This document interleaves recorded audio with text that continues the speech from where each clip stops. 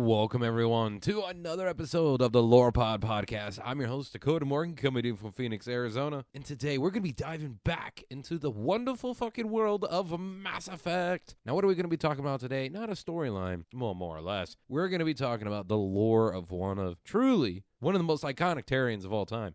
This is going to be the story of Garrus Vakarian. Now, of course, Garrus is a member of the Turian race, and we have covered them in humanity's first contact war on another episode of the Lore Pod. So after this one, don't worry, there's some more Mass Effect. Go ahead and go check that out.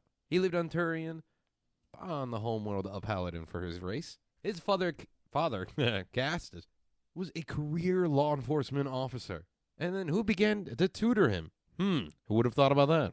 Immediately, if you've played Mass Effect, you're like, oh shit, I can see this. He was, of course, taught to be a great marksman, but also trained in the martial traditions of his people. At the age of 15, he started the mandatory civil service and quickly distinguished himself as a fierce soldier, and with special training marked actually for Spectre training. And Spectres are their own thing, which we'll have to do a video on sooner or later, but you will learn a little bit about who the Spectres are in this episode. Now, these are, of course, Spectres are, a little brief history.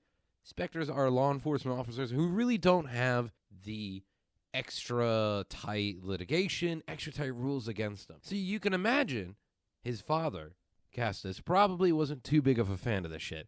And so he actually denied and blocked his candidacy once he found out about this. Now, Garrus did join his dad in the CSEC and showed off his natural talent for intimidation, interrogation, law enforcement, marksmanship. He showed off an extreme amount of talent for this. Now, Garrus did bend the rules due to his disdain for the strict nature of CSEC, not being able to get things done, the strict litigation, all that. He wanted to bend the rules to his favor to make sure it actually, solve crimes, one might say, and not have to wait for the paperwork and diplomacy and shit. And I totally get that. As an ex-animal cruelty investigator, I understand. But, of course, this was quickly noticed by his co-workers and even his own father. The two did have a falling out, and his dad actually left back to their homeworld after this. Now, after the destruction of a Systems Alliance colony on Eden Prime, Garrus was tasked to investigate Saren Atris, CSEC's longer-serving Tarian Spectre. Now, Saren had reportedly gone rogue and attacked the colony, according to the reports, but Garrus couldn't actually get anywhere with his investigation due to him being a Spectre. And there it is again. And with that status comes a lot of blacked out data. So he wasn't able to get full information on this to solve the fucking crime. And due to this, he left CSEC due to frustration and went on to a new investigation aboard the SSV Normandy, which is home to Shepard, of course. And was part of the first crew of people to discover the manipulation by the Reapers. Now, quick little thing. Reapers are a robotic, hybridized cyber android force that reactivates every, millennia to wipe out civilizations and whatnot so they can begin anew so they don't get close to making AI, which will take over the world. Interesting time to be talking about the Reapers nowadays. More on the Reapers to come. Or I might actually do an episode on the Reapers too. That would be good. Either way, the lasers of the Reapers and the sound of their ships give every Mass Effect fan fucking PTSD. Now, Saren was taken down, though, at the Battle of the Citadel, which, if you don't know, there's only one ship at the Battle of the Citadel. And we was also taken down his Master Sovereign at the same time.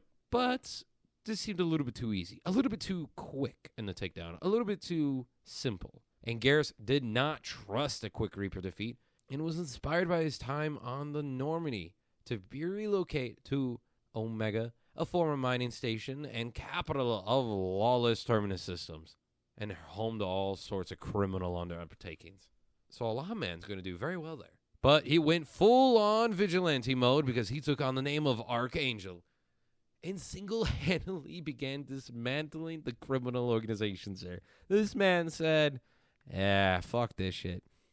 I'm just going to go do it myself. He became the Hawkeye Ronin. This is what happened. But due to this, though, he actually gained others to support the cause and team up with them. But that did push 3 mercenary groups to combine in forming the one. The Archangel Squad, then after that, was betrayed by one of their own because, of course, money and such is going to do that.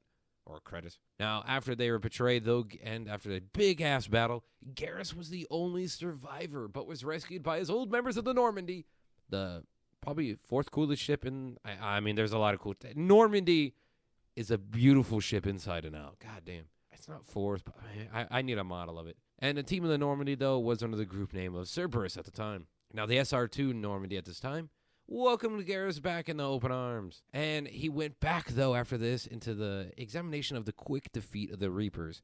This man had a Ronin experience, is what this is. Fuck it, I'm going to go do this. Aren't you? Avengers need me back here? No problem. Shepard, do you need me back? No problem. I got you. But he probably had one drink and fell into the hole. Like, the Reapers, they're coming back. It sounds like Shepard all of a sudden. But this did lead to the defeat, though, of the Collectors during this time. Then Garrus did assist with that, and the Collectors were a group of race that were the servants of the Reapers. Now, he knew, as well as most people on Normandy knew by all this point, that a giant invasion of the galaxy and the universe by the Reapers was imminent. So he returned to Paladin, his home world, to coordinate its defenses and defend his home planet.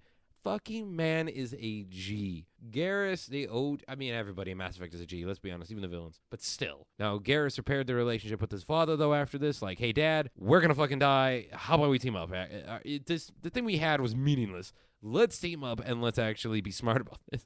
That's how probably that conversation went. Now, they did actually go forward to the Turian Primarch and to see if she could be convinced of this large Reaper threat. She believed them only a little bit because they were given an underfunded task force right before the Reapers invaded shortly after. Primarch was actually killed in the initial invasion strikes because when the Reapers invade, damn, it's a terrible time. I gotta push forward on the music here. On one of the moons of Paladin, though, Garrus sought out the next line in succession, General Victus. And you will remember this if you're a Mass Effect fan. This is the start of Mass Effect 3. After that, though, he returned to the Normandy yet again, because you can't have the Normandy without Garrus. And he coordinated the Turian part of the planned counterattack. Now, he did, during this whole battle, though, and the counterattacks and such, planned a ruthless calculus of war, as he called it. And he sacrificed billions so billions could live. And that was a damn cold moment in the series, let me tell you. Now, we are going up to the Crucible here that was a part of the Mass Effect series, which was an ancient super weapon to take on the Reapers. But the plot twist, it never was successfully implemented, so we don't even know if the damn thing would fucking work. And that he was part of that whole plan to use that. And then, of course, the ending of Mass Effect 3 happened, whichever choosing you did choose. But he did join in Normandy, though, in the final battles against the Reapers. Now, it depends on the game you played and the storyline on how it went, because we don't have any confirmation of whether if Garrus survived, what he did after the battles, how he lived on if he survived, if he died, when and where. We don't really know. So that all depends on you, the player, the people of Gotham. That depends on you. But if you enjoyed this episode, though, what also depends on you is the succession of this podcast. Because now this is the end, This is the story of our boy Garrus from the Mass Effect storyline.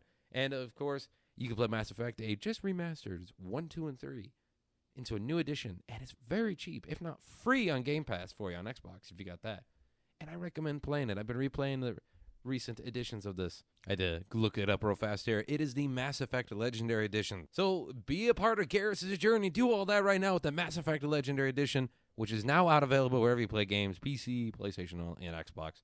I, myself, Xbox guy. But I do want to dive into PC and PlayStation now. I just can't afford it. Could be a thing.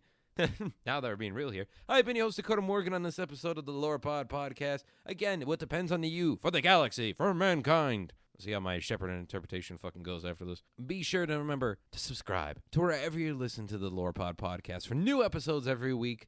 And, of course, you can follow me on social media at DakotaMorgan3 on X, at Dakota_Morgan97 on Instagram, and Twitch, CodaRex97. And if you're watching on YouTube, be sure to subscribe because you get Lorepod plus extra games. And if you're not, and you're just listening, I have a YouTube channel, Dakota Morgan on YouTube, for video games, paleontology, science, and much, much more. You all rock, everybody. And, of course, in these wild times, remember, stay creative, everyone.